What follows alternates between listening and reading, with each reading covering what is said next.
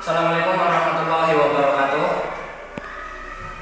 Baik anak-anak, perkenalkan, nama saya Muhammad Fuadi Al-Hadik. Kebetulan hari ini mata pelajaran SKI akan diajar dan akan diampu oleh saya sebagai guru pengganti sementara dari Bapak Yusuf. Pertemuan kali ini kita akan membahas tentang tradisi Islam di Nusantara. Tapi sebelum pelajaran ini dimulai, saya akan sedikit memperkenalkan diri karena barangkali dari adik-adik semua belum ada yang kenal saya ya. Ya, nama saya Muhammad Fuadi Al-Hadik dari mahasiswa Universitas Sains Al-Quran di Wonosobo. Saya kelas semester 5 kelas PAI 5H,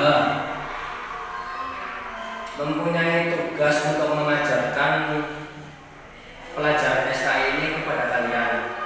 Barangkali ada yang mau bertanya, silakan. Ya, yang di pojok yang mau bertanya. Paham? Ya, paham. Kalau begitu saya mulai absen ya, satu persatu ya, dari awal. Ahmad Rasmi Ashab. Yang mana orangnya? Oh, kamu. Dari mana, Mas? Cita-citanya mau jadi apa ya? Oh, mau jadi tentara. Ya, bagus, silakan.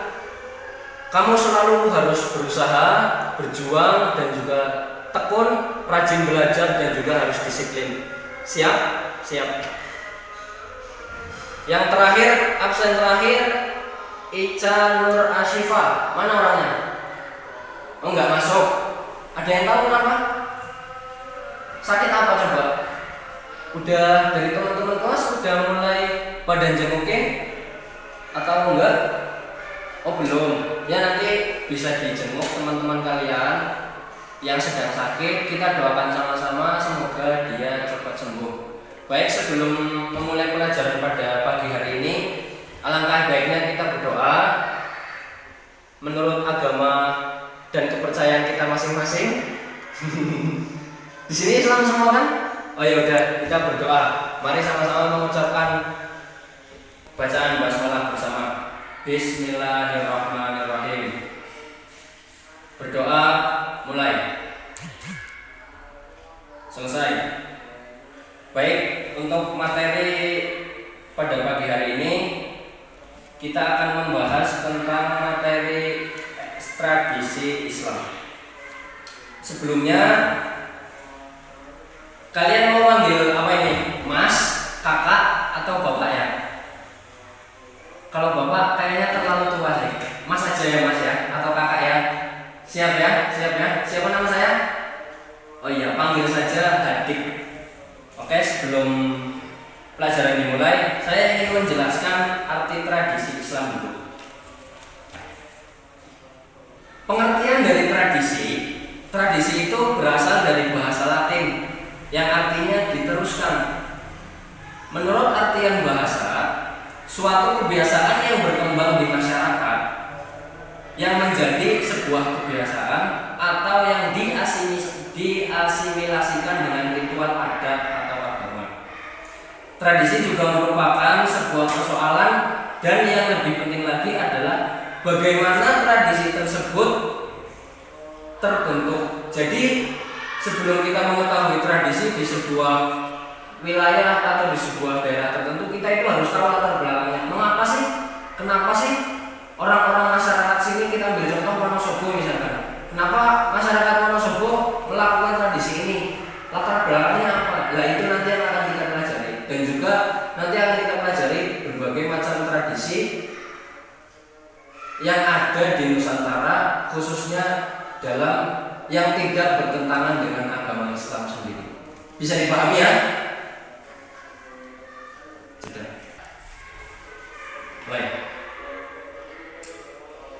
Ya, sebelum kita lanjut, nanti di akhir pelajaran kita akan melakukan kuis tanya jawab. Silakan yang nanti mau bertanya, kalian mendapatkan nilai plus yang nanti nilai itu bisa menjadi suatu nilai tambahan untuk kalian sendiri.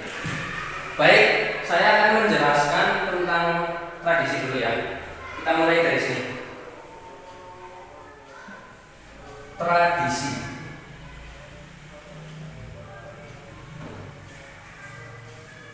Apa sih tradisi? Pengertian tradisi yaitu suatu kebiasaan yang berkembang di masyarakat yang menjadi sebuah kebiasaan. Jadi tradisi itu sama dengan sebuah kebiasaan. Tradisi itu merupakan suatu persoalan yang lebih penting menurut Fang dan Wagnalls, seperti yang dikutip oleh Muhaimin tentang istilah tradisi dimaknai dengan pengetahuan, doktrin, kebiasaan, praktek, dan lain-lain yang dipahami sebagai pengetahuan yang telah diwariskan. Sedangkan tradisi Islam itu merupakan hasil dari proses dinamika pendidikan perkembangan agama dalam ikut serta mengatur pemeluknya dan dalam melakukan kehidupan sehari-hari. Tradisi Islam dominan mengarah pada peraturan yang sangat ringan terhadap pemeluknya dan selalu tidak memaksa terhadap ketidakmampuan pemeluknya. Jadi dalam Islam itu sebuah tradisi kebiasaan itu hal yang menjadi suatu keringanan untuk pemeluk-pemeluknya. Tidak ada suatu paksaan, tidak ada suatu hal yang diwajibkan untuk pemeluk-pemeluk Islam tersebut, karena tradisi itu juga ya bisa kita simpulkan tadi tradisi tersebut adalah suatu. Tapi dalam tradisi Islam kebiasaan itu menjadi hal yang lumrah selagi tidak keluar dan bertentangan dengan syariat Islam. Kita lanjut. Macam-macam tradisi dari segi objek itu dibagi menjadi dua. Ini ya. Yang pertama, kebiasaan atau tradisi yang menyangkut dengan suatu ungkapan. Dan yang kedua, berbentuk perbuatan.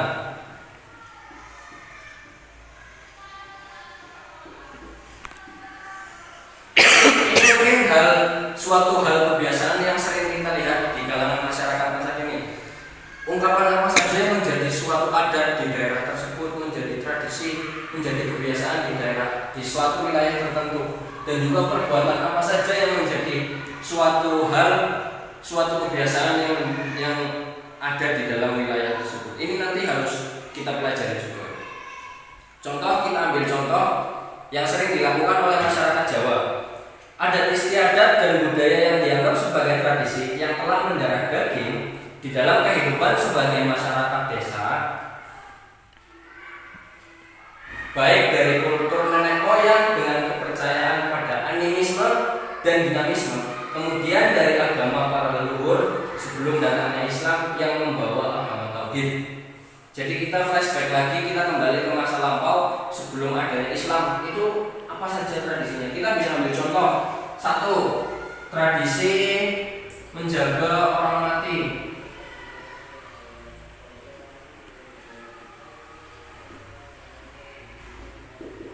Yang kedua, mendatangi kuburan.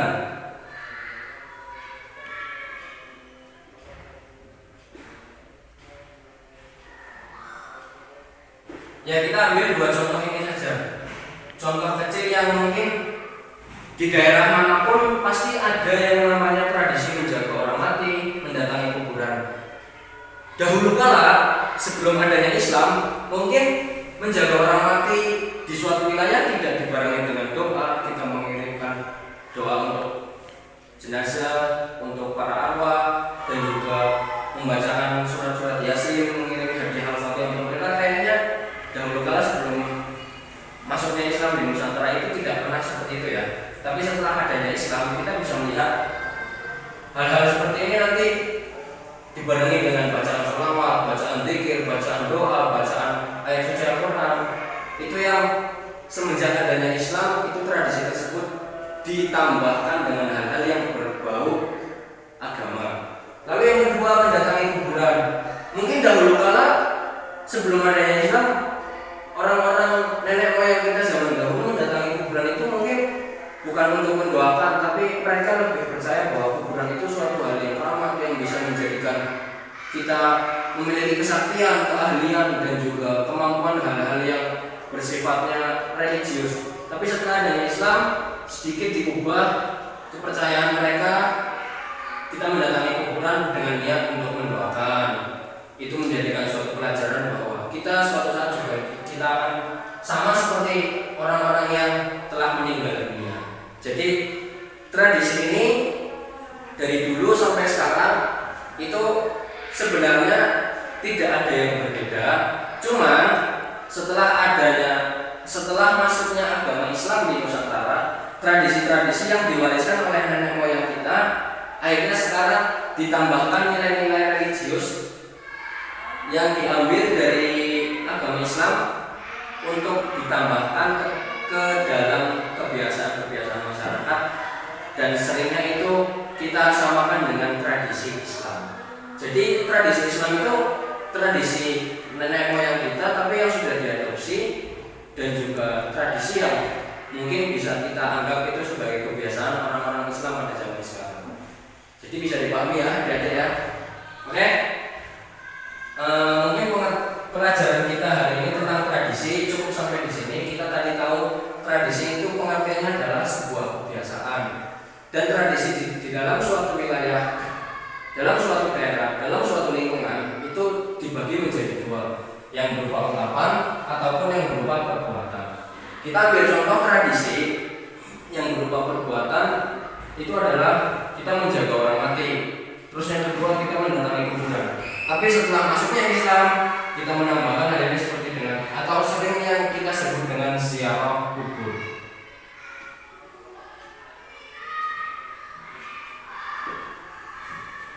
Dan kalau menjaga orang mati itu biasanya kita lebih sering menjauhnya, kita melayat ya, melayat. Ini hal-hal kecil yang dari dulu mungkin sudah ada dan masih tetap berlanjut hingga sekarang, akhirnya menjadi sebuah kebiasaan yang sudah mendarah daging di dalam benak kita, di dalam hati kita. Kalau misalkan ada sanak famili, saudara kita atau tetangga kita yang meninggal, akhirnya kita melakukan sebuah kebiasaan ini. Ya, cukup untuk penjelasan saya hari ini. Semuanya bisa dipahami ya.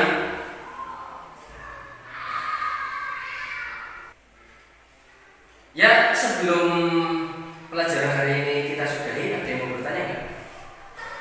Ada yang mau bertanya? Oh ya, dari pojok sana. Siapa namanya? Oh, Ahmad Zawawi. Ya, Ahmad Zawawi. Apa yang mau ditanyakan? Gimana? Oh iya. Jadi yang ditanyakan oleh teman kita saudara Ahmad Zawawi, bisakah kebiasaan atau tradisi itu dihilangkan atau diubah oleh masyarakat sekarang? Ini ya pertanyaannya, bisakah suatu tradisi dihilangkan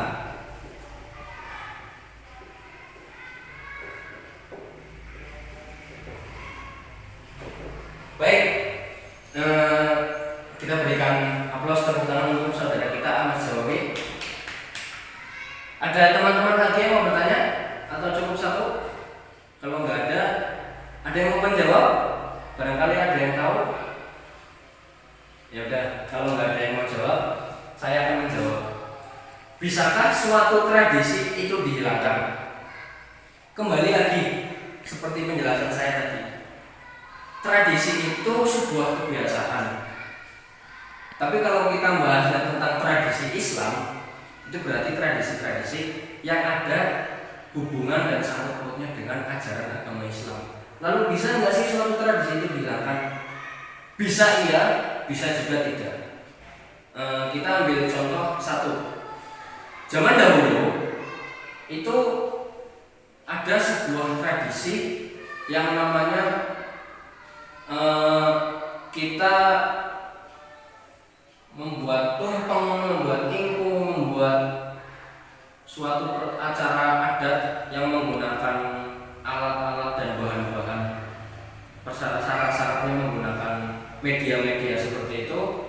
Tapi dulu itu mungkin bukan menggunakan daging ayam, bukan menggunakan minuman air yang bening, air putih. Dulu itu mohon maaf, seperti ceramah dari beliau Kiai Haji Muafiq, itu dulu itu daging ingkungnya itu menggunakan daging manusia, terus minumannya juga menggunakan arak atau khamr. Tapi setelah kita diadopsi oleh kita, dimasukkan nilai-nilai Islam yang ada di dalamnya, jadi yang tadinya daging itu menggunakan daging manusia kita ganti menggunakan daging ayam.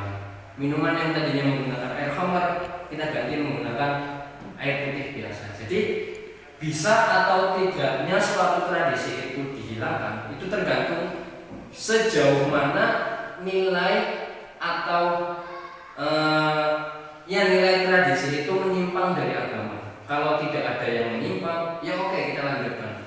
Tapi kalau ada yang menyimpang mungkin bisa dihilangkan, mungkin juga bisa tidak dihilangkan atau diteruskan dengan syarat tetap menanamkan nilai-nilai Islam. Jadi jawaban singkatnya, bisakah suatu tradisi itu dihilangkan? Bisa.